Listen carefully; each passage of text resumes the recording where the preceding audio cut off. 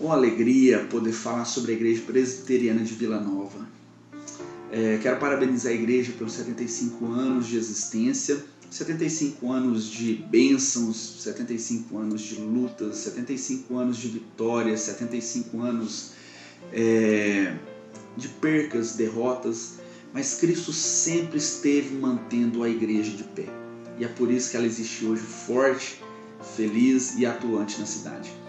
Falar sobre a Igreja Presbiteriana de Vila Nova me traz muitas emoções pelo amor que tem por essa igreja. E eu sinto muito amor por essa igreja porque foi a igreja que me acolheu com muita alegria, com muito carinho quando eu cheguei no ano de 2019 como seminarista. Também é a igreja que pediu a minha ordenação, reconhecendo assim o meu chamado pastoral, correu atrás de toda a documentação, brigou no presbitério, fez de tudo para que eu fosse ordenado. Também a igreja que foi o meu primeiro campo como pastor ordenado, foi aí na Igreja Presbiteriana de Vila Nova no ano de 2020. Também a igreja que nunca subestimou a minha juventude, mesmo estando aí no conselho, formado pela sua maioria por pessoas mais velhas, mais sábias, sempre acreditou na minha opinião, sempre considerou a minha opinião sobre assuntos que foram surgindo no conselho, nunca subestimou a minha juventude. Eles acreditaram nos meus projetos, nos meus sonhos também. Mas o maior motivo é o amor, o carinho que dedicaram a nós nos momentos mais difíceis da minha vida e da minha família, que foram os abortos que a Rebeca teve, na gestação difícil que a Rebeca teve da Catarina, e a igreja sempre esteve nos apoiando, sempre nos demonstrou carinho e presença, tanto financeiramente, emocionalmente, espiritualmente. É uma bênção para a nossa vida falar que nós fizemos parte da história da Igreja Presbiteriana de Vila Nova, mas é mais bênção ainda falar que a igreja faz parte da nossa vida. E eu fui muito mais abençoado do que pude abençoar essa igreja. Por isso eu quero parabenizar a todos, o pastor Hélio, que está na condução pastoral, o conselho, e a todos os irmãos, dizer que eu amo muito vocês. Que Deus abençoe cada um, em nome de Jesus.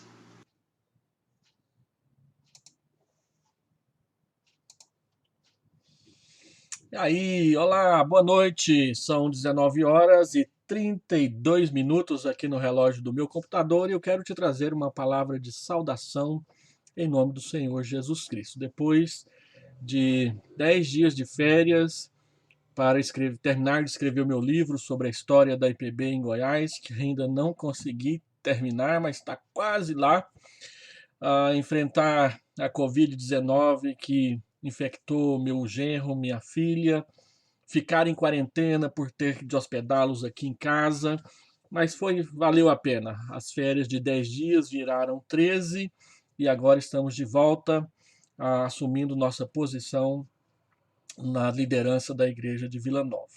Muita saudade, já faz um tempo que nós não conseguimos transmitir esse estudo de quarta-feira, mas hoje, se Deus quiser, nós vamos conseguir e fechar até o final. São bem-vindos os irmãos, as irmãs, que eu já estou vendo seus nomes aqui no chat.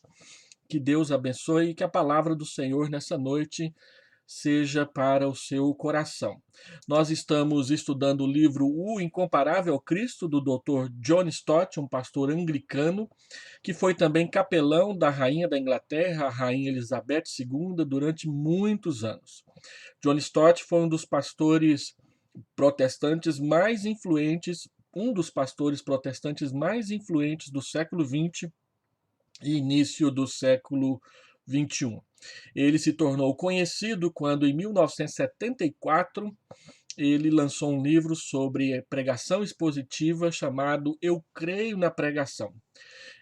Esse livro fez com que o mundo inteiro o conhecesse. E de lá para cá, muitos livros dele já tinha publicado outros livros antes disso, livros que também já eram importantes, mas que se tornaram mundialmente conhecidos depois de 1974, 1975. E um dos últimos que eu já li alguns livros dele inteiros, tem muitos que eu ainda não li, mas um dos que eu li e gostei demais é O Incomparável Cristo, que é o livro que nós estamos estudando aqui. Este livro é dividido em 4 partes. A primeira parte trata de como Cristo é apresentado no Novo Testamento. Depois ele tem mais uma parte histórica, onde ele mostra como a igreja apresentou a Cristo, e às vezes corretamente, às vezes de forma incoerente, mas ah, apresentando Cristo. Depois ele fala do impacto de Cristo na vida de algumas pessoas, nós vamos estudar várias delas. E por fim ele volta ao livro do Apocalipse e fala do Jesus eterno, Cristo eterno, apresentando 10 afirmações do livro de Apocalipse sobre quem é Jesus e qual a sua obra. Hoje nós vamos ter a nossa aula de número 6, que trata sobre a relação ou como Jesus é apresentado nas chamadas cartas gerais.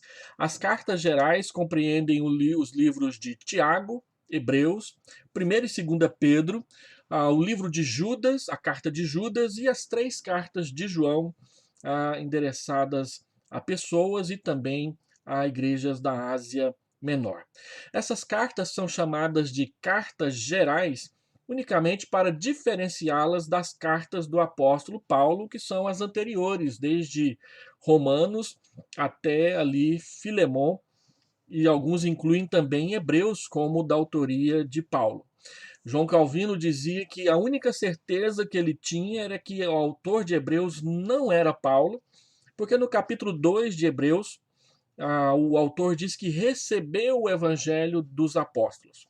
Paulo diz que não recebeu o evangelho dos apóstolos, Gálatas capítulo 1 e capítulo 2, mas o recebeu diretamente do Senhor Jesus Cristo quando o Senhor o visitou no tempo em que ele passou, nos 2 anos que ele passou no deserto da Arábia. Então, muitos anos na história da igreja, a carta de Hebreus foi considerada de autoria de Paulo. No entanto, é muito provável, com quase 100% de certeza, de que não foi Paulo.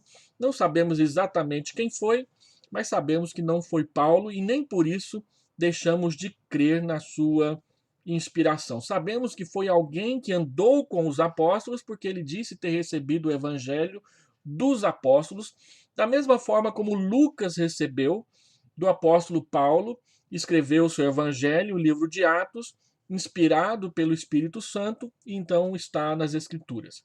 Algumas pessoas defendem, o primeiro a defender isso foi Lutero, que a autoria de Hebreus foi de Apolo, aquele evangelista que foi convertido pregando o evangelho, lendo as Escrituras, e depois recebeu a instrução e o discipulado cristão por meio de Priscila e Áquila. Foi sucessor de Paulo na igreja de Corinto por um tempo,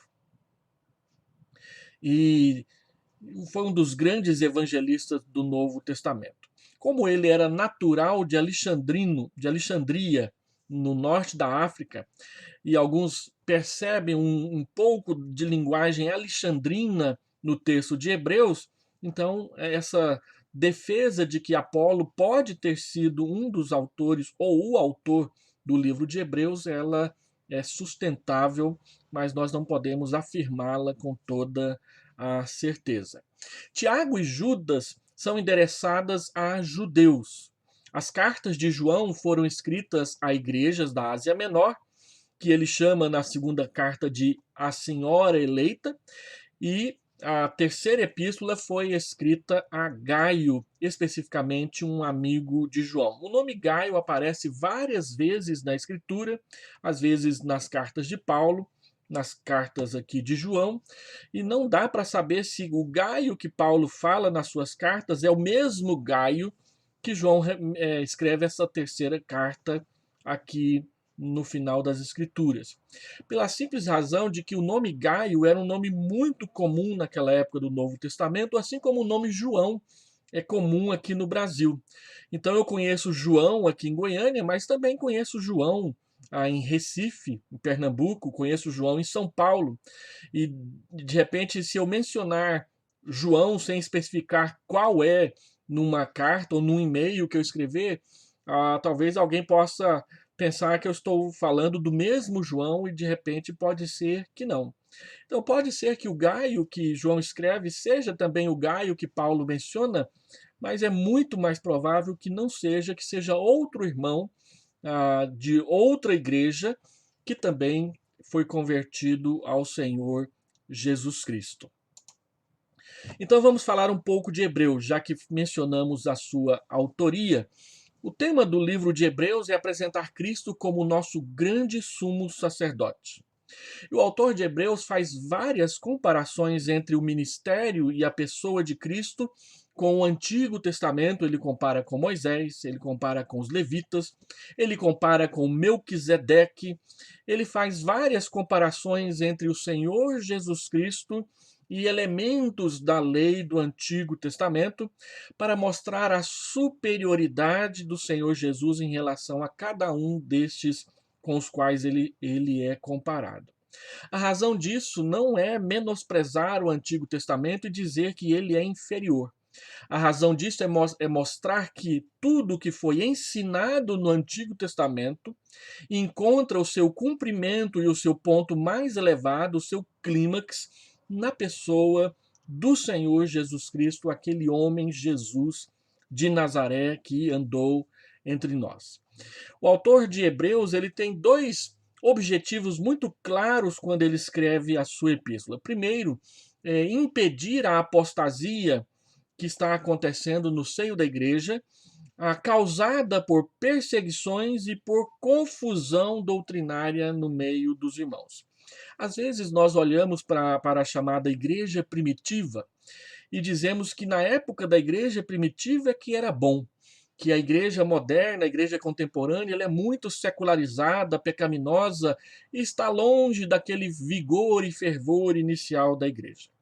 Então nós precisamos qualificar bem do que estamos chamando de igreja primitiva. Aquela lá de Atos, que num só dia cresceu de 120 para 3.000, algumas semanas depois já era mais de 5.000 e que cresceu rapidamente, certamente. Mas aquela igreja também tinha os seus problemas, como um casal chamado Ananias e Safira, que mentiu ao Espírito Santo, ou um homem chamado Simão, que era mágico e que quis comprar o poder do Espírito Santo para que quando ele impusesse as mãos sobre as pessoas, elas falassem línguas. Ele achava que ele podia ter os dons do Espírito Santo ou o dom do Espírito Santo mediante pagamento. Então nós encontramos vários problemas da igreja primitiva e esses problemas se intensificam à medida em que nós vamos lendo o Novo Testamento, como por exemplo a carta de Paulo aos Coríntios, onde Paulo trabalha mais de 20 problemas diferentes numa única igreja que não era tão grande como, por exemplo, a igreja presbiteriana de Vila Nova aqui na nossa cidade. Era provavelmente bem menor por causa da perseguição, por causa do pouco conhecimento que havia do Senhor Jesus Cristo naquela localidade. Então, o autor de Hebreus, ele trata com problemas.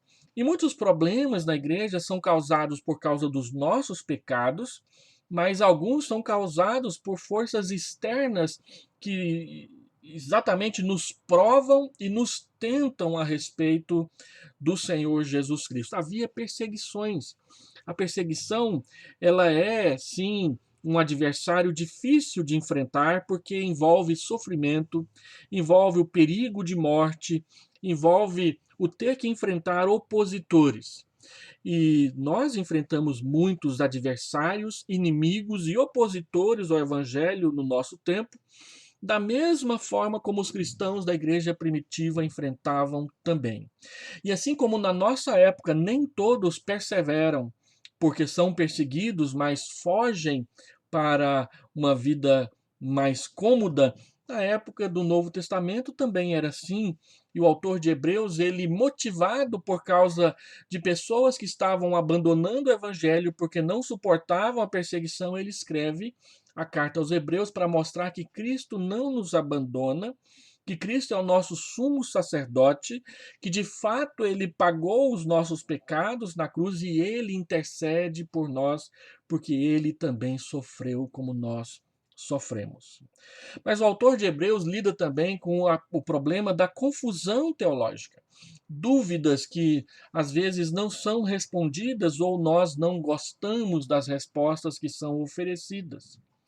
A má doutrinação por parte daqueles que deveriam nos discipular adequadamente, ou o nosso próprio desinteresse e lentidão em procurar aprender o que a Escritura ensina. É muito fácil você encontrar erro doutrinário na igreja, especialmente a igreja onde as pessoas leem muito pouco as Escrituras Sagradas. Então, como que o autor de Hebreus lida com essa questão da perseguição e da confusão teológica na vida das igrejas? Assim,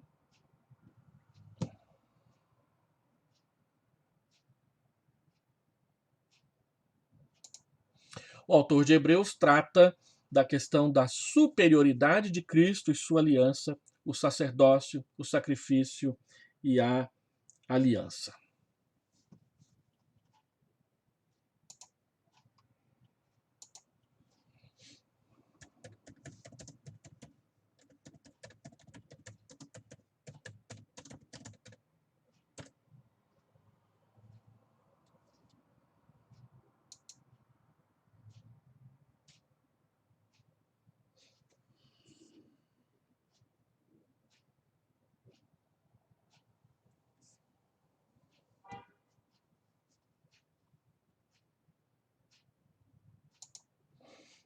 Vamos andando aqui, ver se ela volta normalmente.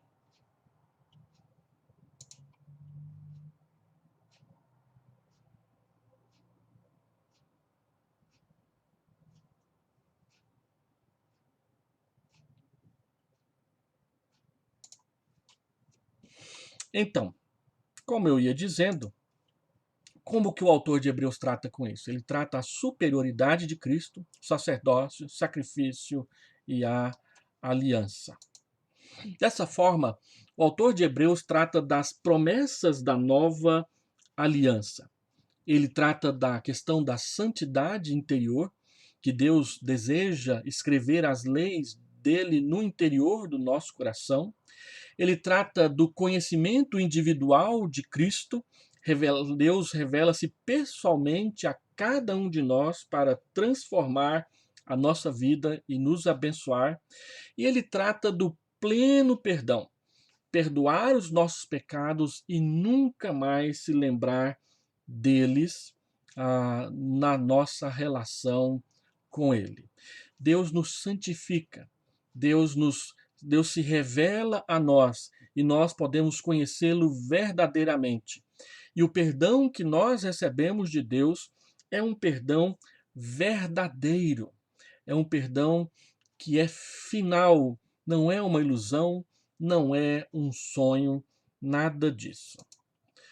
Quem é Cristo no livro de Hebreus? Primeiro, Cristo é o sumo sacerdote para sempre, capítulo 2. Ele veio para ser o nosso sumo sacerdote, substituindo e cumprindo todo o papel dos sumos sacerdotes da antiga lei.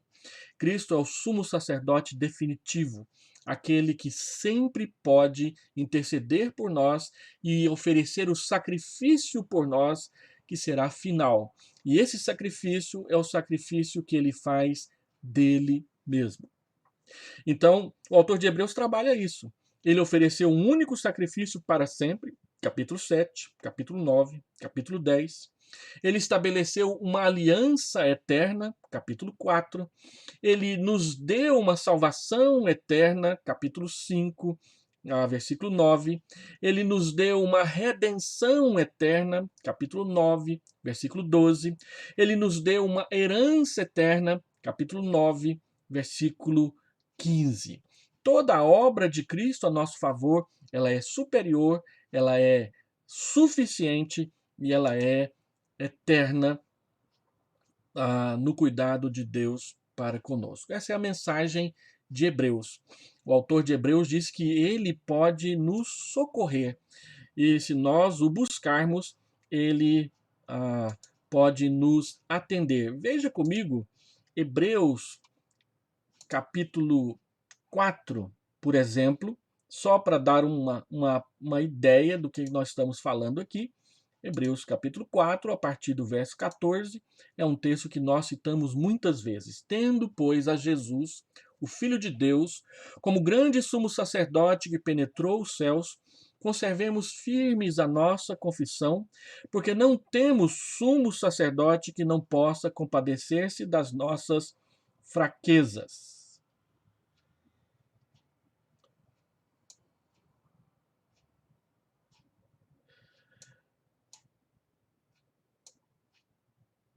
Antes foi ele tentado em todas as coisas à nossa semelhança, mas sem pecado. Acheguemo-nos, portanto, confiadamente junto ao trono da graça, a fim de recebermos misericórdia e acharmos graça para socorro em ocasião oportuna. O autor de Hebreus diz que nós podemos nos achegar bem próximos a Cristo, porque ele nos dá socorro em ocasião oportuna. O outro livro é Tiago. Tiago tem como tema Cristo, o mestre moral, aquele que o que nos ensina a andar corretamente, a nos comportar adequadamente na presença de Deus e em relação às outras pessoas. Tiago aqui não é um dos apóstolos. Tiago aqui é o próprio irmão do Senhor Jesus Cristo que foi convertido ao Evangelho e que já estava presente no dia de Pentecoste e que assumiu a liderança da igreja de Jerusalém no Concílio de Jerusalém, que está narrado por Lucas em Atos capítulo 15. Ele é o irmão de Jesus, filho também de Maria. A história da igreja diz que ele se tornou o pastor da igreja de Jerusalém, ficou conhecido como Tiago, o Justo, e faleceu com mais de 100 anos de idade, quando aconteceu uma perseguição em Jerusalém, e então ele foi morto pela perseguição. O livro de Tiago trata da vida que agrada a Deus, e ele repete 20 temas do sermão da montanha do Senhor Jesus Cristo.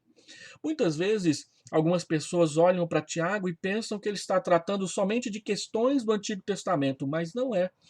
Grande parte do tema e da abordagem de Tiago sobre o uso da língua, a relação com o dinheiro, a questão do trabalho, da providência, tudo isso vem, na verdade, do Sermão do Monte do Senhor Jesus Cristo. E ele mostra como que no Antigo Testamento isso também já era verdade. De modo que Tiago não está inovando e ele nem está criticando o apóstolo Paulo no que diz respeito à justificação pela fé, mas ele está tratando do tema, dos mesmos temas da justificação pela fé, só que por um prisma diferente. Paulo mostra que a justificação é pela fé somente, independentemente das obras. Eu não preciso das obras para a minha salvação. Tiago trata da mesma questão de uma perspectiva diferente. Ele quer mostrar que a salvação ou a justificação nos leva às boas obras. De modo que as boas obras são a coroa ou corolário da justificação. Se você diz que tem fé e não tem obras, então você não tem fé. Agora, com as minhas obras, eu mostro a fé que recebeu o perdão dos pecados. Paulo já dizia isso no texto de Gálatas, capítulo 2, versículo 8, 9 e 10. Pela graça sois salvos mediante a fé, e isso não vem de vós, é dom de Deus, não de obra para que ninguém se glorie, pois somos feitura dele, criados em Cristo Jesus para as boas obras. Efésios capítulo 2, versículo 10. Então, Paulo não está menosprezando as obras. Paulo está dizendo que as obras não produzem e não são o fundamento e nem a base e nem a razão da nossa salvação. Mas que aqueles que são salvos vivem a sua salvação praticando boas obras. Tiago diz a mesma coisa de um lado diferente. Ele diz que se olhando para a sua vida não encontro boas obras, obras de caridade, ah, tratamento compassivo, humilde, misericordioso, bondoso, gracioso com as outras pessoas, dificilmente eu posso dizer que você é um cristão verdadeiro, porque o cristão verdadeiro, ele é salvo para se tornar a semelhança de Jesus Cristo e ele morreu por nós para restaurar a imagem de Deus nas nossas vidas. E tem muita coisa que as pessoas falam, que as pessoas ah, praticam, que não reflete o caráter de Deus na vida cristã. Então a palavra de Deus nos diz: cuidado com as suas obras. Elas não te salvam, mas elas não estão fora da vida do salvo.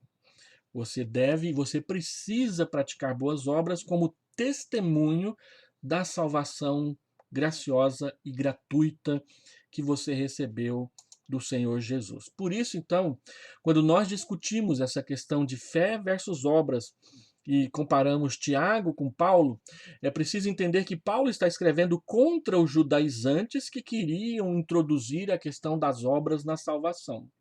E Tiago está escrevendo contra os intelectualizadores que desprezam a lei moral, achando que a salvação é só uma questão de consciência, enquanto que não é. Ela tem a ver com o seu comportamento, com as coisas que você escolhe dizer, fazer e por onde você escolhe andar. Paulo diz que a fé resulta em boas obras. E Tiago diz que as obras resultam da fé. O que é então a religião verdadeira dentro do livro de Tiago? Tiago diz que a religião verdadeira, que é uma questão muito prática, não é uma questão de simplesmente frequentar a igreja, dar oferta e cantar o hino de pé na hora do momento de cânticos. A religião verdadeira tem a ver com refrear a língua, escolher bem as suas palavras, ponderar nas coisas que você vai dizer, nas coisas que você vai escrever no WhatsApp, no Facebook, no Instagram, nas mídias sociais. A religião verdadeira tem a ver com cuidar de órfãos e viúvas necessitados. Usar sim do seu dinheiro, do seu salário, para repartir com pessoas que têm menos do que você e que precisam mais do que você. Não deixar de não se deixar corromper pelo mundo, mas manter um padrão de santidade e de santificação que agrada a Deus. Mas ele diz mais, que essas três questões, elas estão sempre envolvidas com a nossa vida e com o nosso viver diário. O próximo livro, então, são as duas cartas de Pedro, ou as três cartas, as duas de Pedro e Judas, que sempre são estudadas juntas e que mostram que Cristo é o sofredor exemplar. Essas epístolas mostram qual é o papel do sofrimento na vida do cristão. O tema dessas três cartas é o comportamento cristão exemplar diante da perseguição. Então veja comigo, 1 Pedro, capítulo 1, versículos 6 e 7, nos ensinam que os sofrimentos testam, fortalecem e purificam a nossa fé. Você contrair Covid-19 não quer dizer que Deus está punindo os seus pecados, mas pode ser que isso aconteça. Mas é uma forma de Deus testar você, fortalecer você e purificar você. Viver nesse ambiente em que nós estamos, em que você não sabe se ir ao supermercado, ir a qualquer lugar, você vai ser contaminado, também testa a sua fé. Alguns podem ficar com medo e não sair para lado nenhum. Alguns podem ficar com medo e falar mal de quem sai. E alguns podem sair achando que não vai acontecer nada e todos três estarem errados. A palavra de Deus diz que o sofrimento, a enfermidade, a adversidade, a tribulação, não é simplesmente Deus nos punindo, mas muitas vezes nós temos que abrir os olhos para perceber se será que não é Deus nos testando, para ver se a nossa fé está firme ou ela pode ser abalada por qualquer situação, circunstância ou problema. 1 Pedro, capítulo 2, versículo 18 a 25, nos mostra que o sofrimento faz parte da vocação cristã. Se você quer ser uma mulher cristã verdadeira, ou um homem cristão verdadeiro, você não pode ignorar a verdade de que você vai sofrer e vai sofrer porque ama Jesus. Não tem saída. A palavra de Deus diz que se o mundo odeia a Cristo, o mundo odiará os discípulos de Cristo também. Então, você precisa estar precavido, preparado e ciente de que na vida cristã você enfrentará sofrimento unicamente pelo fato de que é cristão. Isso não quer dizer que tudo o que acontece de negativo nas nossas vidas é perseguição por parte dos outros. Muitas vezes é incompetência nossa, muitas vezes é preguiça nossa, muitas vezes é incompreensão nossa. Mas, por outro lado, você precisa equilibrar essas coisas. Você não deve achar que tudo o que acontece de ruim e que alguém faz contra você é perseguição, porque nem sempre é, mas você precisa estar consciente de que em algum momento, por causa de Jesus, você enfrentará perseguição e Deus quer saber se você vai perseverar ou você vai desanimado desistir. 1 Pedro, capítulo 3, do verso 8 ao verso 18, nos ensina que o sofrimento dá oportunidade para o testemunho. Quando nós estamos em sofrimento, este é um momento para nós mostrarmos quem sustenta a nossa vida. E não simplesmente resmungarmos, chorarmos e gritarmos a nossa dor como se nada pudesse nos socorrer e ninguém pudesse nos ajudar. A fé em Cristo e a confiança nele diminui. Nós dizemos uma palavra, nós dizemos que ela mitiga, ela suaviza o sofrimento que nós estivermos enfrentando. Em quarto lugar, 1 Pedro, capítulo 4, do verso 1 a 6, diz que o sofrimento exerce influência santificadora sobre nós.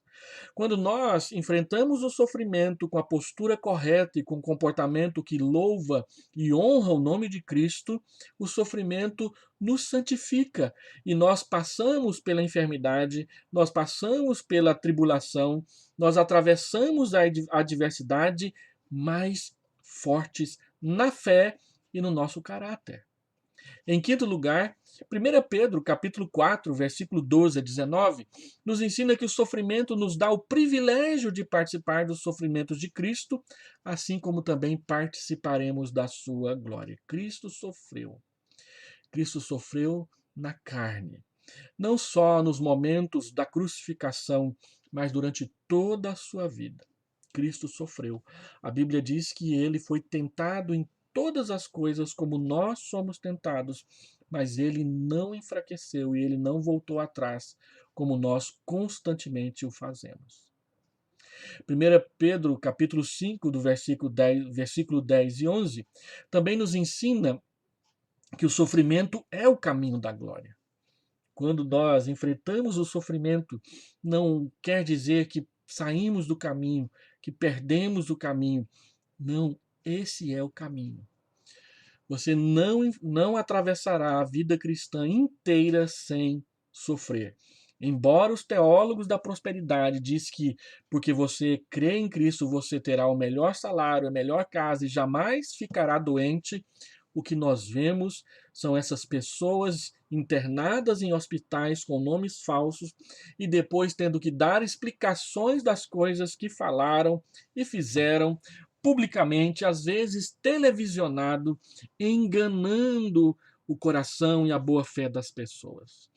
Não, a palavra de Deus ensina, e é minha obrigação pastoral mencionar que o caminho da glória é um caminho de sofrimento.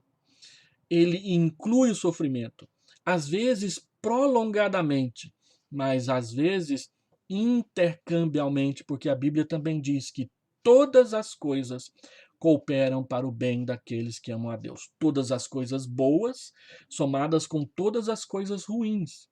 O que coopera para o nosso bem não é só a aprovação no vestibular, ou ter encontrado um emprego, ou recebido um aumento de salário por causa de mais um curso que você fez.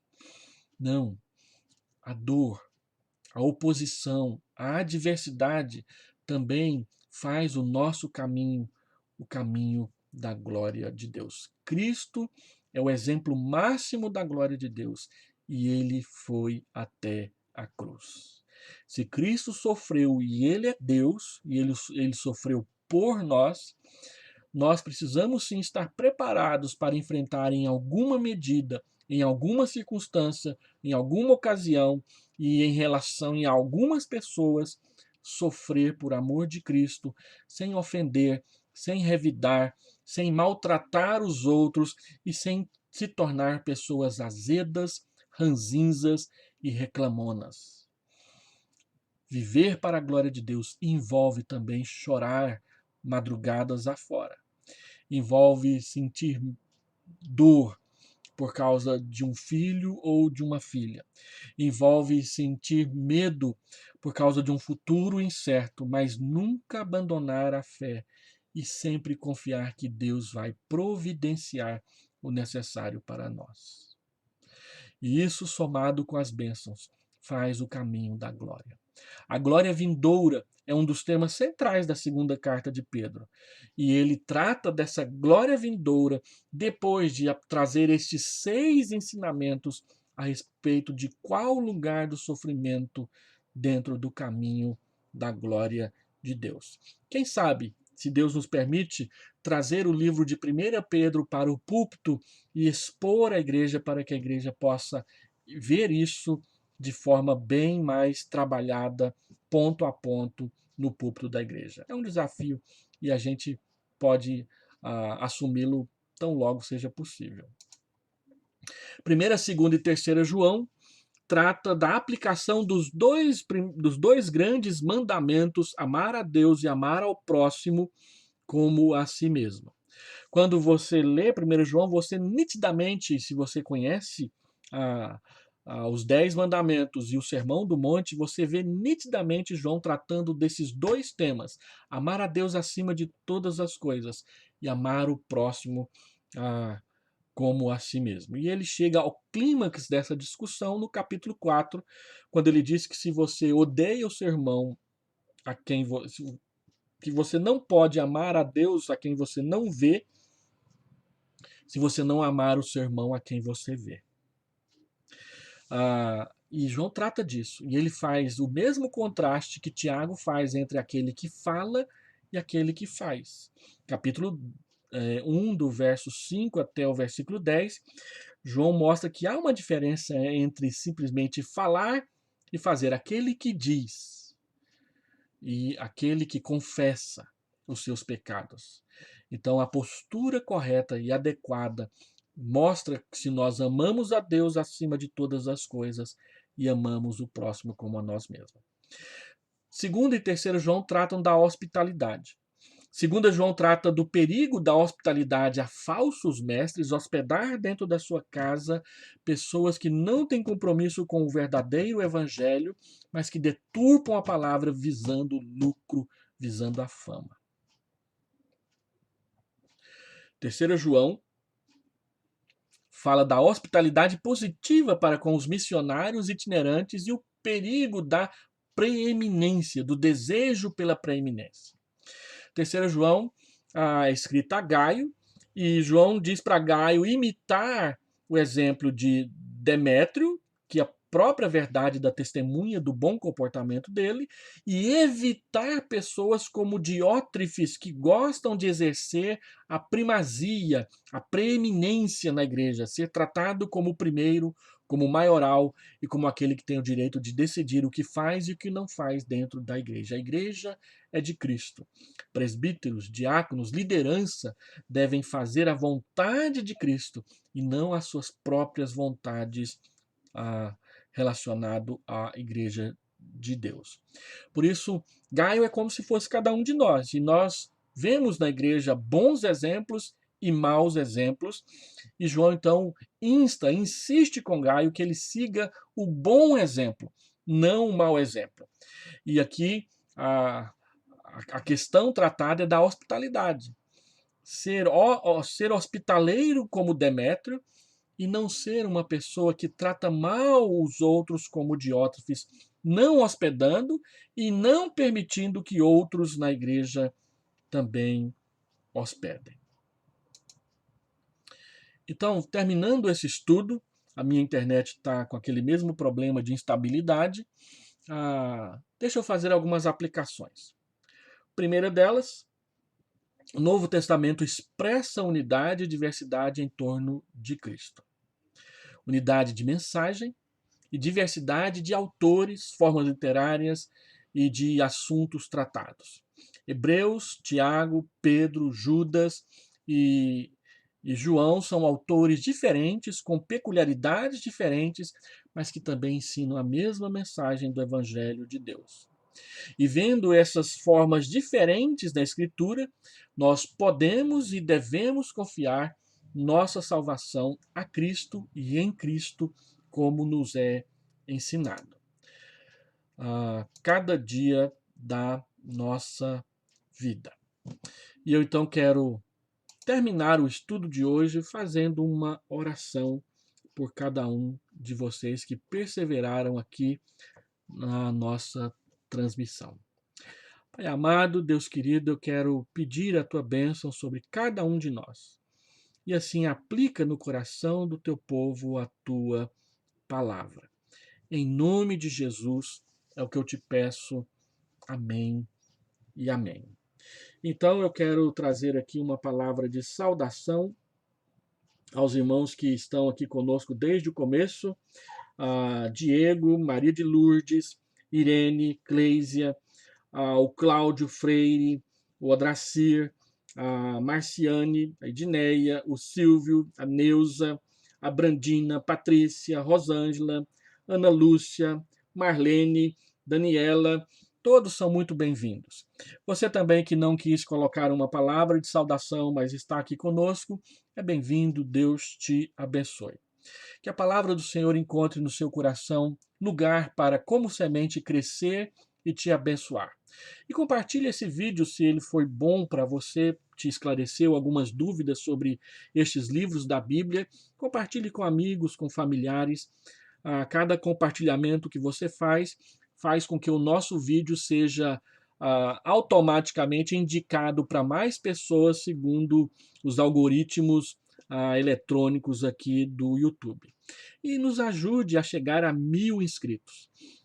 Nós entendemos que quando chegarmos a 1000 inscritos efetivos, o YouTube abrirá novas ferramentas para que possamos fazer transmissões não só por um local fixo, mas também por meio de celulares e tablets, fazendo transmissões móveis.